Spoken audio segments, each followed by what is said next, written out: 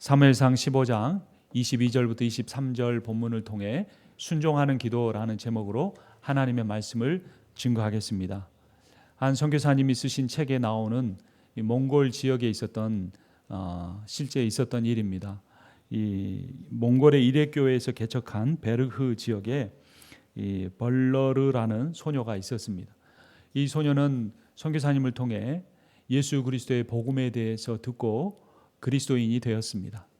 그리고 삶을 살아가면서 순종이 가장 중요하다, 또 예배가 중요하다는 사실을 배우고 그것을 실천하며 살았습니다. 근데 주일 아침에 부모님이 가서 풀을 뜯어 먹이고 교회에 가라고 해서 소를 데리고 갔는데 잠깐 한눈은 파는 사이에 그 소가 사라져버리고 말았습니다. 여러분, 지금도 한국에는 소 고기값이 비싸잖아요. 근데 과거에 소 한 마리는 어떤 의미였습니까? 소 팔아서 아들 서울로 보내는 전 재산의 큰 부분이었습니다. 이 몽골 지역에서도 소는 그 집의 전 재산과도 비슷한 정도의 아주 비싼 것이었습니다. 그래서 소녀는 땀이 범벅이 돼서 그 소를 찾아서 동서남북으로 다녔지만 그 소를 찾을 수가 없었습니다. 그래서 이제 예배 시간이 5분밖에 남지 않았습니다. 그 소녀는 소를 찾는 것을 포기하고 교회 예배당으로 갔습니다. 그리고 하나님 앞에 간절히 예배를 드리고 그 교회 문 밖을 나오는데 잃어버린 소가 교회 앞에서 얌전히 와서 기다리고 있었습니다. 이 동물이 이 주인이 어디 있는지 아는 거죠. 그 시간에 어디 있을 줄 알고 그 예배당 앞에서 조용히 와서 기다리고 있었던 것입니다. 순종하는 삶, 그 삶에 하나님이 이 복을 주십니다. 여러분은 어떤 일에 순종하라고 하나님의 말씀을 듣지는 않으셨습니까? 스펄전 목사님이 이 목회를 하는 중에 이 런던의 고아들을 위해서 모금을 했습니다. 그래서 목적했던 300파운드가 다 찼습니다. 그래서 하나님 앞에 감사의 기도를 드리는데 하나님께서 기도 중에 스펄전 목사님이 기도하는 중에 이 조지 뮬러 목사에게 이 300파운드를 갖다 주라 이러는 겁니다. 그래서 스펄전 목사님, 아니 제가 지금 기도하고 있는 이 고아들도 돈이 필요합니다. 그래도 하나님이 조지 뮬러에게 갖다 주라 그랬습니다. 그래서 마음이 썩 내키진 않았지만 하나님의 명령이니까 순종하는 마음으로 조지 뮬러 목사님이 운영하는 고아원에 갔습니다. 사무실을 두드려도 답이 없어서 들어가 봤더니 조지 뮬러가 기도하고 있었습니다. 그래서 300파운드를 내놓으면서 이래저래 해서 내가 가지고 왔습니다. 그러자 조지 뮬러 목사님이 이 300파운드는 내가 지금 하나님 앞에 우리의 고아들의 내일 먹일 양식을 위해서 간절히 기도하고 있던 금액이었습니다. 이렇게 고백했습니다.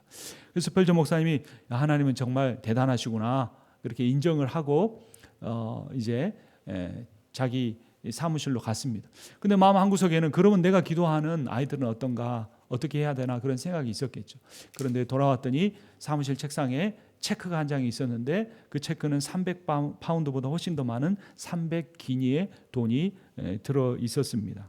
그때 스펄전 목사님은 다시 무릎을 꿇고 기도하면서 응답받는 기도보다 더 중요한 것이 순종하는 기도이다 라고 하나님 앞에 깨닫고 감사의 기도를 드렸다는 것입니다.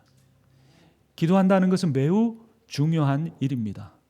근데 많은 사람들이, 일부분의 사람들이 이 기도라는 것을 내가 하나님 앞에 순종하기 위해서 드리는 것이라기보다는 내가 원하는 것을 하나님으로부터 받아내기 위해서 드리는 것이라고 생각하는 경우들이 많이 있어요. 물론 그것도 중요합니다. 아이들이 필요한 것이 있으면 부모에게 달라고 하듯이 우리가 필요한 것이 있으면 하나님께 구하는 것은 당연한 일입니다. 하지만 그 자녀가 성숙해져 가면서 무엇을 깨닫게 됩니까? 부모의 사랑과 부모의 은혜와 부모의 그 마음의 깊은 것을 깨달아가는 겁니다. 그래서 내가 당장 원하는 대로 부모가 해주지는 않지만 내가 부모의 말에 순종하며 사는 것이 내게 더 이롭다고 생각할 때 부모의 말에 순종하는 그런 자녀가 되듯이 신앙인도 마찬가지입니다. 내게 당장 필요한 것은 이것이고 당장 내가 지금 급하게 해야 될 일은 이것이고 그렇지만 하나님께서 말씀을 통해서 또 교회가 하는 행사들을 통해서 교회의 어떤 빈자리, 섬겨야 할 그 자리를 보면서 하나님이 나에게 그 일을 감당하기 원하신다 생각하면 순종할 수 있어야 합니다. 그리고 그러한 마음을 가지고 순종할 때 하나님은 우리가 계산한 것보다 훨씬 더 놀라운 방식으로 우리가 기도하고 있는 제목들을 이루어 주시는 것입니다. 그런데 오늘 성경 본문에 보면 그렇게 순종하는 기도, 순종하는 삶을 살지 못했던 한 불행한 사람, 한 불행한 왕의 이야기가 나옵니다. 그가 2번 하나님 앞에 불순종했고 2번째 불순종했을 때 그 사울 왕에게 사무엘 선지자가 가서 이렇게 말합니다. 오늘 성경 본문 사무엘상 15장 22절 말씀 함께 읽겠습니다. 사무엘이 이르되 여호와께서 번제와 다른 제사를 그의 목소리를 청정하는 것을 좋아하심같이 좋아하시겠나이까? 순종이 제사보다 낫고 듣는 것이 순양의 기름보다 나으니. 무엇이 제사보다 낫습니까? 순종이. 이 제사는 오늘날 용어로 바꾸면 예배라고 할 수 있습니다. 순종이 예배보다 낫다는 겁니다. 이 예배에서 중요한 부분, 오늘 설교 제목과 연결시켜 보면 이 예배는 기도라고 할 수도 있습니다. 바꿔 말하면 순종이 기도보다 더 중요하다라는 겁니다. 또 순양의 기름보다 듣는 것이 더 낫다라는 겁니다. 여러분, 기도라는 것은 계속해서 말하는 것이 아닙니다. 기도의 상당 시간 부분을 우리는 어디에 할애해야 되냐면 하나님의 음성을 듣는 시간에 할애해야 합니다. 내 마음속에 있는 여러 생각들, 번민들, 염려, 걱정, 질투, 시기, 어떤 분노 또는 상처, 아픔, 그것들을 다 하나하나씩 조용히 내려놓으면서 하나님이 오늘 나에게 어떠한 삶을 살기를 원하시는가? 올해 이제 마지막이 가까워오는데 내가 이 올해를 마무리하면서 하나님 앞에 어떤 일을 해야 하는가를 하나님 앞에 묻는 기도, 들으려고 하는 기도를 해야 한다는 겁니다. 왜 그럴까요? 왜 자녀는 부모의 말을 들으려고 해야 될까요? 요구하고 주장하기보다 왜 부모의 말을 들으려고 해야 될까요? 이사야서 55장 8절에서 9절은 이렇게 말합니다. 이는, 그것은 왜냐하면 내 생각이 너희 생각과 다르며 내 길은 너희의 길과 다름이니라. 여호와의 말씀이니라. 이는 하늘이 땅보다 높음같이 내 길은 너희의 길보다 높으며 내 생각은 너희의 생각보다 높음이니라. 하나님의 우리를 향한 사랑이 우리가 우리 자신을 향하여 하는 사랑보다 훨씬 더 큽니다. 여러분, 이 사실을 믿으십니까? 내가 나를 사랑하는 것보다 하나님이 나를 사랑하시는 그 사랑이 훨씬 더 크다는 겁니다. 이게 믿음이에요. 믿음. 하나님이 계신다는 것을 믿는 것은 다 할 수 있어요. 영들도 할 수 있어요. 그거 믿는 것이 믿음의 전부가 아니고 우리의 믿음의 핵심이 뭐냐면 내가 나를 위하는 마음. 내가, 여러분 손가락 삐면 여러분 아픕니까? 안 아픕니까? 아프죠? 내가 손가락 삐었을 때 그 아파하는 것보다 내가 손가락 삐었을 때 하나님이 아파하시는 아픔이 더 크다는 겁니다. 이게 믿음이에요. 내가 계획하고 내가 어떤 간절히 바라는 그런 그 소망, 바람, 그거보다 하나님이 내게 가지시고 계시는 꿈, 소망, 바람, 그것이 훨씬 더 나에게 유익하다. 이것이 바로 믿음이에요. 그 믿음이 있어야 하나님 앞에 기도할 수 있게 되고 이 믿음이 있어야 하나님 앞에 순종하는 기도를 드릴 수가 있습니다. 그러니까 한마디로 하나님을 신뢰하라라는 겁니다. 그런데 하나님을 신뢰하는 사람은 순종하는 기도를 하는 겸손한 태도를 갖게 되는데 하나님을 못 믿는 사람, 불신하는 거예요. 예수님이 십자가에 죽으시고 부활하셨다는 사실을 믿는 것만 아니라 하나님을 신뢰해야 되는데 그것을 못 믿는 사람의 특징은 교만합니다. 사울도 처음에는 겸손했습니다. 본문 17절 말씀 함께 읽겠습니다. 사무엘이 이르되 왕이 스스로 작게 여길 그때에 이스라엘 지파의 머리가 되지 아니하셨나이까? 여호와께서 왕에게 기름을 부어 이스라엘 왕을 삼으시고. 사울이 자기를 어떻게 여길 때 하나님이 사울을 왕으로 삼으셨습니까? 작게 여긴다. 사울은요, 사울의 어깨가 다른 사람 머리 꼭대기하고 똑같았어요. 사울의 키가 몇 센치가 큰 겁니까? 1피트 정도는 다른 사람보다 더 컸어요. 근데 사울이 자기를 다른 사람보다 어떻게 여겼다고요? 작게. 허리도 숙이고 머리도 이렇게 조아리고, 나는 작은 사람입니다, 이렇게 한 거예요. 만약에 제가 저보다 한 10cm 큰 사람을 만나면 어떻게 하겠어요? 제가 실제로 그런 적이 있습니다. 이 목회자들 세미나를 가지고 사진을 찍는데 뒤에 가서 찍잖아요, 젊은 사람들. 그러니까 앞에 키가 큰 분이 계시니까 어떻게 했겠어요? 제가 발을 곧바로 세워가지고 이렇게 들고 사진을 찍었어요. 그렇게 곧바로 안 들어도 눈까지는 나와요. 그런데 이렇게 하여튼 더 커 보이려고 발을 든 거죠. 근데 사울이 처음에는 자신이 키가 큼에도 불구하고 작게 여겼다. 이거는 비유죠. 자기의 존재 자체를 겸손하게 태도를 가졌다는 것입니다. 또 사울이 어떻게 여겼는지, 네가 하나님이 당신을 왕으로 세우기 원합니다, 이 말을 듣고 어떻게 했는지 9장 21절, 사무엘상 15장이죠. 9장으로 갑니다. 9장 21절 함께 읽습니다. 사울이 대답하여 이르되 나는 이스라엘 지파의 가장 작은 베냐민 사람이 아니니까.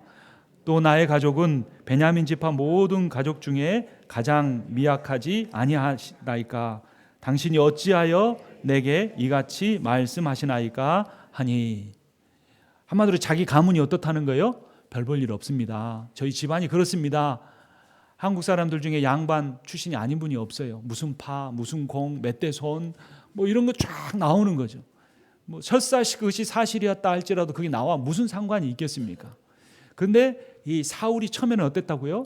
아주 겸손하게 여겼습니다. 실제로 그의 집안이 별 볼 일 없는 집안이 아니에요. 나중에 사도 바울이 자기를 베냐민 지파임에도 불구하고 내 가문을 내세우지 않았다는 거 보면 베냐민 지파가 무시할 만한 지파가 아니었어요.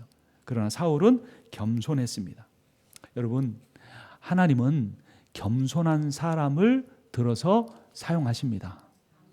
하나님은 약하게 보이는 사람을 사용해서 하나님의 권능하심을 나타내십니다.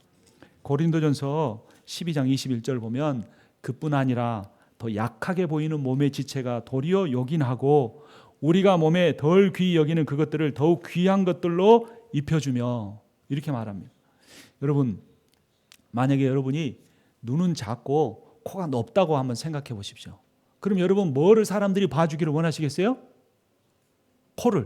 코에다가 더 화장을 하고 사람 앞에서 이렇게 내밀면서 내 코가 이렇게 높습니다, 이렇게 보이려고 하겠죠. 근데 내가 눈이 작으면 어떻게 하겠어요? 눈을 크게 뜨면서 이렇게 안 작은 것처럼 보이려고 얼마나 애를 쓰겠습니까? 사람들이 내 눈 작은 거 비슷한 이야기만 꺼내면 그냥 마음이 이렇게 졸여지고 내 작은 눈은 안 봤으면 좋겠다, 이렇게 생각하겠죠. 그런데 하나님의 생각은 그렇지 않다는 거예요. 작은 눈은 오히려 더 자랑하고 큰 코를 오히려 더, 이 코는 이미 크니까 자랑할 것도 없어, 이렇게 하신다는 거예요. 그러니까 하나님이 제일 하나님 장로교 이렇게 둘러보면서 어떤 사람을 쓰신다고요? 제일 어떻게 보이는 사람? 연약해 보이는 사람. 하나님이 어떤 사람을 제일 아름답게 만들어 주신다고요? 아름답지 못해 보이는 사람을 아름답게 하시는 거예요. 근데 만약에 나는 교회 갈 때 내가 가장 잘나 보여야 돼 라고 생각하는 사람이 있다면 하나님은 그 사람은 그렇게 드러내게 하지 않으실지도 모른다고 하는 겁니다. 사울이 한 번도 아니고 두 번씩이나 교만한 행동을 했습니다.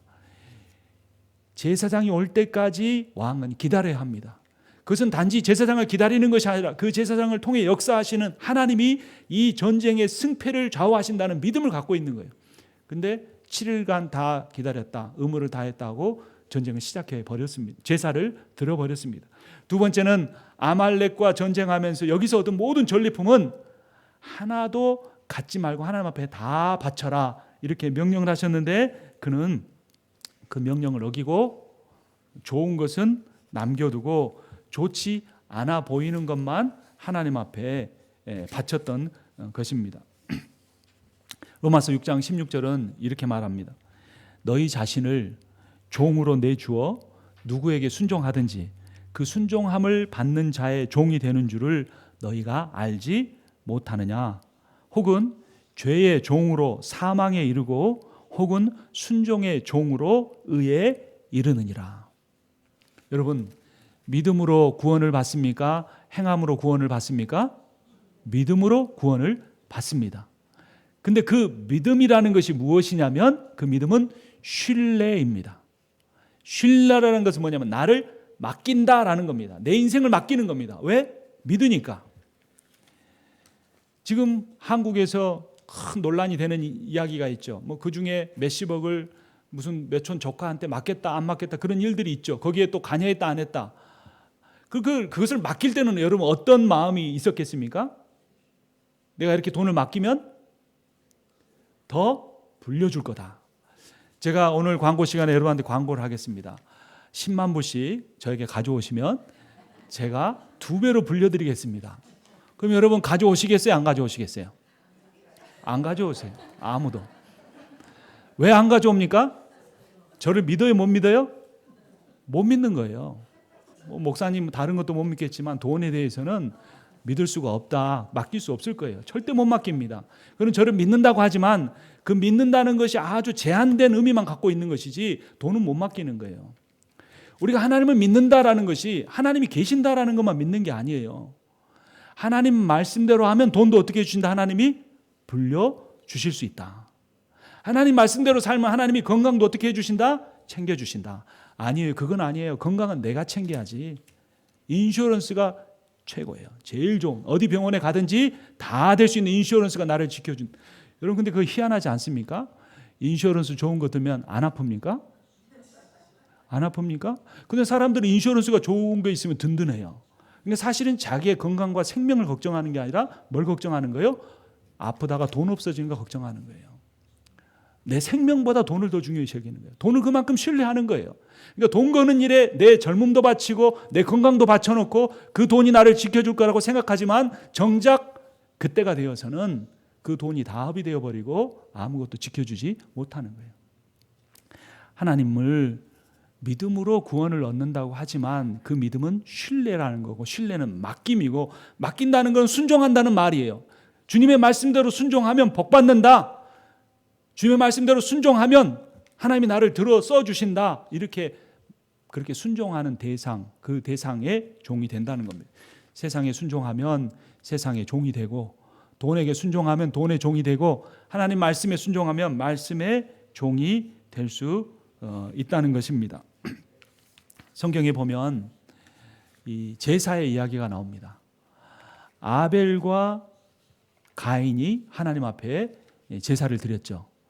가인은 곡식을 가지고 제사를 드렸고 아벨은 짐승의 첫 새끼로 제사를 드렸습니다. 그런데 아벨의 제사는 하나님이 받아주시고 가인의 제사는 받아주시지를 않으셨어요. 왜 그랬을까에 대해서 어떤 신학자들은 짐승의 희생 제사를 하나님이 기뻐하신다. 심지어 어떤 사람은 하나님은 고기를 좋아하신다. 이렇게 해석을 하는 사람도 있었어요. 근데 여러분 성경은 자세히 읽어야 돼요. 창세기 4장 같은 경우는 내가 여러 번 봤으니까 내가 한 단어도 안 놓쳤을 것 같죠. 근데 이런 내용을 여러분 기억하십니까? 여호와께서 아벨과 그의 제물은 받으셨으나 가인과 그의 제물은 받지 아니하신지라. 제가 여쭤볼게요. 여호와께서 무엇과 그의 제물은 받으셨다고요? 아벨과 그의 제물은 받으셨다는 거예요. 또 누구와 그의 제물은 받지 않으셨다고요? 가인과 그의 제물은 받지 않으셨다는 거예요. 제물은 두 번째로 나오고 그 앞에 받으셨다는 내용에 먼저 나오는 것은 뭡니까? 그 제사를 드리는 사람인 거예요. 내가 오늘 얼마를 헌금했는가? 내가 오늘 어떤 옷을 입고 나왔는가? 교회에서 내가 어떤 직분을 맡고 있는가? 이런 것이 중요한 것이 아니라 하나님 앞에 섬기고 봉사하고 예배하는 사람의 그 사람의 인격과 그 사람이 무엇을 따라 순종하며 살고 있는지 그 사람 자체를 받으시는가 받지 않으시는가 이것이 중요하다는 것입니다. 그래서 히브리서 11장 4절을 보면 믿음으로 아벨은 가인보다 더 나은 제사를 하나님께 드림으로써 의로운 자라 하시는 증거를 얻었다라고 말하고 있습니다. 무엇으로 아벨이 가인보다 더 나은 제사를 드렸다고요? 믿음으로. 한번 따라서 하겠습니다. 믿음으로. 근데 이 믿음이 무엇이라고요? 신뢰라는 겁니다. 신뢰하면 뭐 한다는 겁니까? 나를 맡긴다는 겁니다.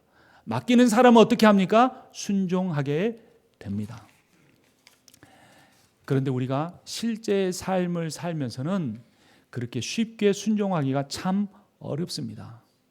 너희는 가서 모든 족속으로 제자를 삼아 아버지 아들과 성령의 이름으로 세례를 주고 내가 너에게 분부한 모든 것을 가르쳐 지키게 하라 그랬습니다. 누구에게 가서 복음 전하라고요? 모든 족속입니다.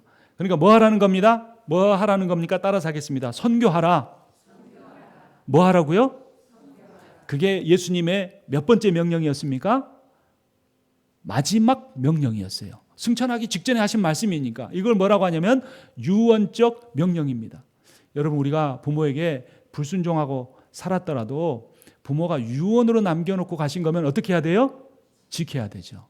그런데 어리석은 청개구리는 이제 하도 자기 아들이 말을 안 들으니까 마지막에 이제 내가 말한 거 반대로 이야기했다 해야지 얘가 들을 거라고 생각하고 나를 어디에 묻으라고 그랬어요? 시냇물가에 묻으라고 그래서 그 말은 또 순종을 해서 마지막에 비가 올 때마다 청개구리가 자기 부모가 시냇물에 떠나갈까 개골개골 운다, 이런 웃지 못할 이야기가 있습니다.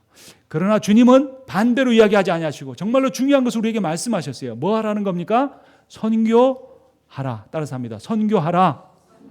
이게 주님이 우리에게 주신 명령이에요. 근데 선교에는 여러 가지 모습이 있습니다. 그 말씀에 100% 순종하는 사람은 다른 민족에게 가서 선교사로 사는 겁니다. 1년 365일 죽을 때까지. 그러나 또 어떤 사람이 있습니까? 그렇게 선교하시는 선교사님을 돕기 위해서 단기 선교를 가는 사람도 있습니다. 그럼 또 직접 갈 수 없는 분들은 또 어떻게 합니까? 내가 선교는 못 가도 갈 수 있는 사람들이 잘 갔다 올 수 있도록 또 거기에 또 필요한 것이 있으면 채우게 해달라고 헌금도 할 수 있는 겁니다. 또 그곳에 선교 가는 모든 일정에 또 사탄 마귀가 틈탈 수 있는데 하나님이 지켜달라고 또 간절하게 기도할 수도 있습니다. 이번에 날짜를 정해놓고 기도한다고 합니다. 그리고 그 기도하면서 릴레이로 금식 기도한다고 합니다. 여러분들도 그게 이제 광고판이 붙으면 동참하셔서 같이 기도하시면 여러분이 선교지에 직접 가는 것과 마찬가지입니다. 그런데 이렇게 하나님이 말씀하신 것, 선교만 아니라 구제 또는 구제만 아니라 서로를 섬기는 것, 내가 낮아지는 것 정말로 어렵습니다. 어렵기 때문에 뭐 해야 되는 겁니까? 기도해야 됩니다. 그래서 기도란 내가 원하는 것을 이루기 위해서 하는 것이 아니고, 기도란 내가 하나님을 믿으려고 애쓰지만 잘 믿어지지 않고, 내가 맡기려고 하지만 잘 맡겨지지 않고, 내가 순종해야 되지만 순종해지지가 않기 때문에 이 못된 자아를 누르고 내 안에 계신 성령이 나를 지배하셔서 내가 그렇게 살게 해달라고 그렇게 하나님 앞에 구하는, 그래서 우리가 기도해야 하는 것입니다. 이것을 순종하는 기도라고 하는 겁니다. 사실 하나님이 사울이 순종하기 힘든 내용을 순종하라고 하셨어요. 3절 말씀 한번 같이 읽어봅니다.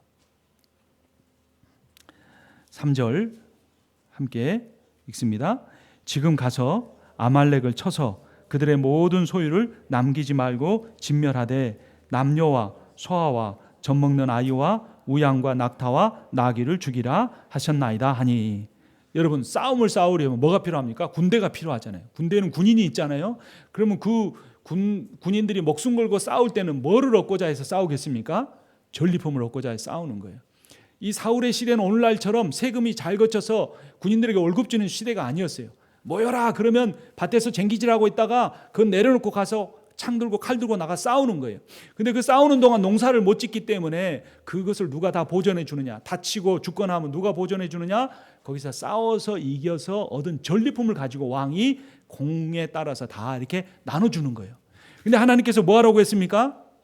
남겨라, 남기지 말아라, 남기지 말아라. 그럼 누가 가서 목숨을 걸고 싸우겠어요? 누가 일하지 않고 거기 가서 싸우겠어요? 그러니까 이것은 너무나 순종하기 어려운 말씀이었습니다. 어떤 왕이 있었어요. 근데 자기 부하들 중에 누가 충신인지 또는 간신인지 구별이 안 갔어요. 그래서 이 밑빠진 항아리를 하나씩 나눠줬습니다. 그리고 이제 일주일 동안 저 우물물을 다 퍼가지고 퍼내서라도 그 항아리 물을 채우라라는 겁니다.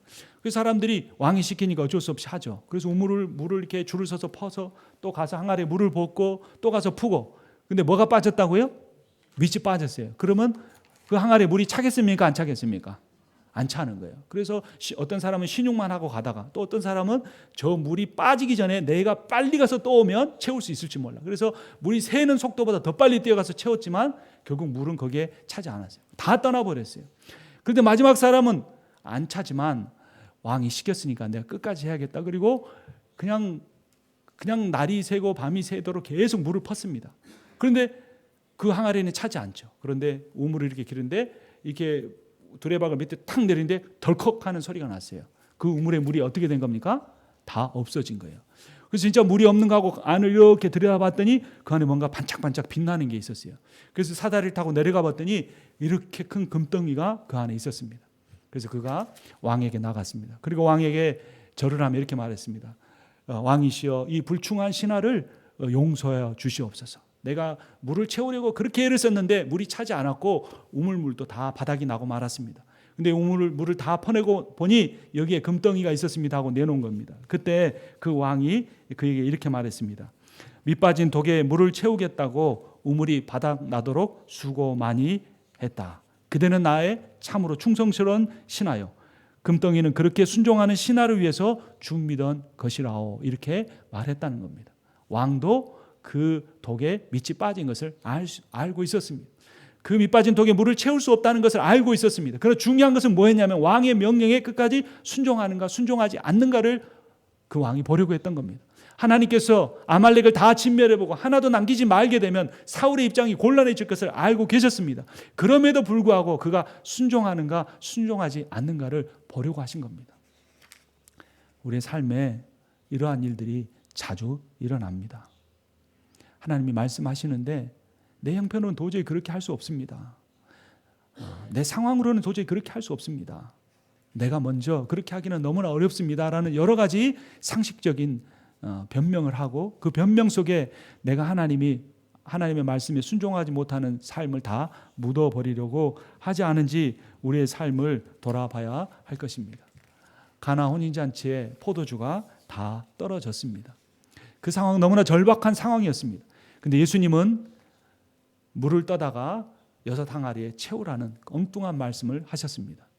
그 예수님의 말씀을 무시할 수도 있었지만 예수님을 잘 알지 못했음에도 불구하고 하인들은 예수님의 말씀에 순종했고 다시 그 물을 떠서 사람들에게 가져다 주라는 그 말씀에 순종했을 때 그들은 그 떨어져 버린 그 잔치집에 포도주를 채우는 그 기쁨을 맞이했을 뿐만 아니라 처음에 내었던 포도주보다 훨씬 더 좋은, 아니 이 세상에서는 도저히 맛볼 수 없는 천상의 포도주의 맛을 보는 그러한 은혜와 복을 누릴 수가 있었던 것입니다. 우리 삶에도 참 순종하기 어려운 내용들이 많습니다. 내가 먼저 나에게 상처 준 사람을 용서하는 것, 내가 여러 번 시도했음에도 불구하고 실패했던 것을 다시 시도하는 것, 참 말 잘 듣지 않는 자녀를 끝까지 참고 인내하고 그 자녀를 위해서 계속 기도하는 것, 너무나 힘든 일이 많습니다. 또 어리석어 보이기도 합니다. 그러나 하나님께서 이 온 우주 만물을 창조하신 사실을 믿는다면, 그 하나님이 이 세상의 모든 권세, 죄와 상해의 권세를 이기시고 예수의 보혈로 나를 구원해 주심을 믿는다면, 그에게 모든 권세와 이 세상에 대한 지혜와 그 모든 것을 하나님이 가지고 계신 것을 믿는다면 우리는 다만 우리에게 주어진 상황 속에서 아주 작은 일이라도 그 일에 순종하는 삶을 살아야 하는 것입니다. 여러분, 예수님은 사실 저는 여러분들의 삶을 다 이해하지 못할지도 모릅니다. 아니, 다 이해하지 못합니다. 저는 대학 졸업하고 바로 신학대학원 갔고 또 계속 목회를 해왔기 때문에 중간에 기독교 출판사에서 조금 일해본 경험도 있고 선교단체에서도 일해본 경험도 있지만 대부분 교회 안에서 지냈기 때문에 잘 모릅니다. 여러분들이 얼마나 세상 속에서 힘들게 사시는지 짐작만 할 뿐이죠. 너무나 감사할 뿐입니다. 그러나 우리 주님은 여러분들의 마음을 잘 아십니다.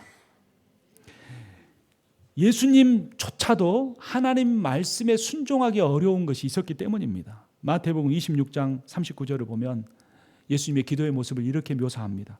조금 나아가서 얼굴을 땅에 대시고 엎드려 기도하여 이르시되 내 아버지여, 내 아버지여, 만일 할만하시거든 이 잔을 내게서 지나가게 해 주십시오. 정말로 두렵고 떨립니다. 이 방법이 아니고는 아니겠습니까? 그러나 아버지여, 나의 원대로 마시옵고 아버지의 원대로 하옵소서라고 기도하셨습니다. 그 기도가 얼마나 간절했든지 예수님의 얼굴에 모세혈관이 터졌고 힘을 쓰자 땅구멍을 통해 피방울이 얼굴을 타고 흘러내 땅에 떨어지기까지 했습니다. 예수님조차도 순종할 수 없었습니다. 그 십자가의 길은. 그렇기 때문에 기도했고 그 순종하는 기도를 통해 날이 밝아오자 예수님은 하나님을 신뢰하고 그 순종의 길을 갈 수 있었던 것입니다. 하나님은 택한 자에게 순종하기 어려운 삶의 환경을 주시고 지켜보고 계십니다. 창세기 12장 1절을 보면 하나님은 아브라함을 택하시고 내 친척 본토 아비 집을 떠나 내가 너에게 지시할 땅으로 가라라고 말씀합니다. 당시의 부족 공동체를 떠나면 다른 부족에 의해서 죽을 수 있습니다. 또 어디로 갈지 알려주지도 않고 가라고 하셨습니다. 아브라함은 순종했습니다. 창세기 22장을 보면 하나님이 아브라함을 시험하시려고 그를 부르시되 아브라함아 하시니 그가 이르되 내가 여기 있나이다. 여호와께서 이르시되 네 아들 네가 사랑하는 독자 이삭을 모리아 산에 갖다 번제물로 바쳐라. 있을 수 없는 명령을 주님은 하셨습니다. 여러분, 순종이란 쉬운 것일까요? 어려운 것일까요? 순종이란 쉬우면서도 어려운 것이고 어려운 것이면서도 쉬운 것입니다. 기도하지 않고는 도저히 순종할 수 없지만 기도하면 순종할 수 있기 때문에 그렇습니다. 사실 하나님이 모리아산에 바치려고 했던 것은 아브라함의 아들 이삭이 아니었습니다. 하나님은 모세의 믿음만 시험하셨을 뿐 정작 그 모리아산에서 번제물로 바쳐진 분은 아브라함의 아들 이삭이 아니고 하나님의 아들 예수 그리스도이셨습니다. 하나님이 우리의 인생에 순종하라고 명령하신 일, 하나님이 우리의 시간, 며칠 그거 가지려고 하시는 거 아닙니다. 하나님이 우리에게 헌신하라고 하는 거, 하나님이 우리의 돈 몇천 불, 얼마 그거 가지려고 하시려는 거 아닙니다. 하나님이 정말로 우리에게 원하시는 것은 너희가 나를 믿으라라는 겁니다. 너희가 나를 신뢰하라는 겁니다. 너희의 인생을 나에게 한번 맡겨보라는 겁니다.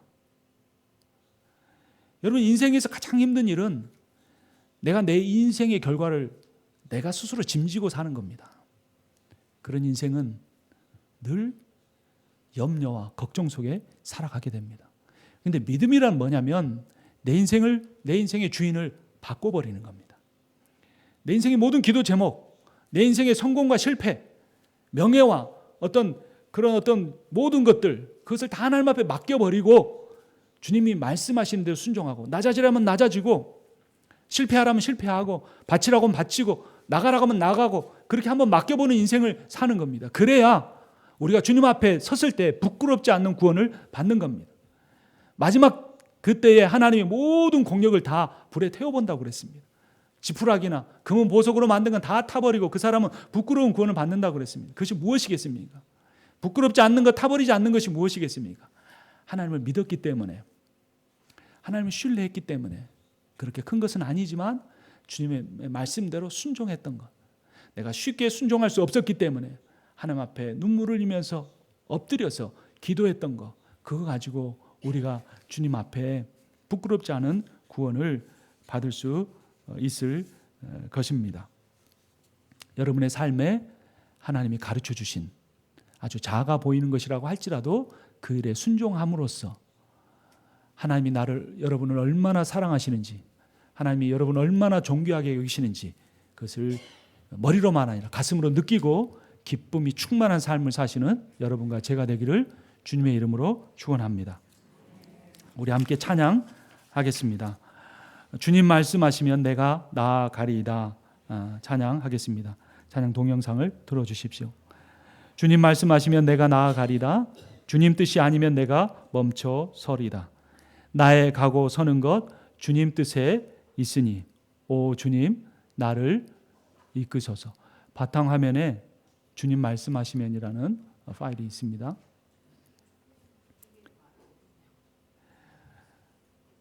뜻하신 그곳에 나 있길 원합니다. 이끄신 대로 순종하며 살리니 연약한 내 영혼 통하여 일하소서. 주님 나라와 그 뜻을 위하여.